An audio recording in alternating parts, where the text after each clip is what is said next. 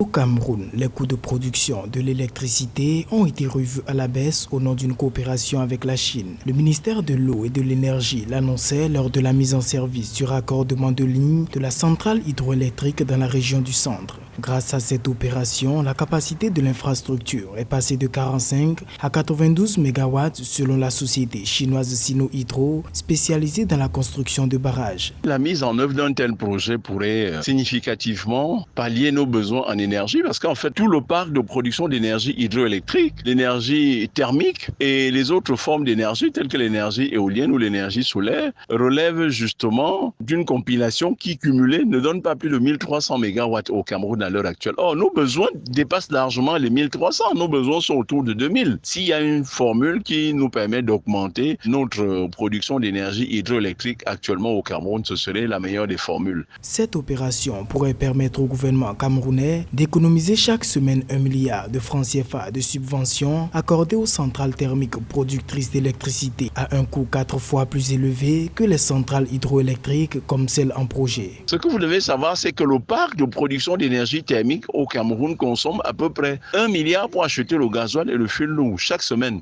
Donc à l'année, ça fait 52 milliards. Moi, je souhaite qu'on réaffecte cette économie toujours dans le secteur de l'énergie, mais beaucoup plus dans le transport. Parce qu'en fait, si les infrastructures de transport deviennent fiables et stables, les pertes que nous avons à hauteur de 20, 30, 40% vont totalement disparaître. La centrale mise en projet dans la commune de Mbalmayo est majoritairement financée par l'État chinois, est partie pour être l'un des hubs énergétiques les plus importants du pays avec une capacité de production de 211 MW.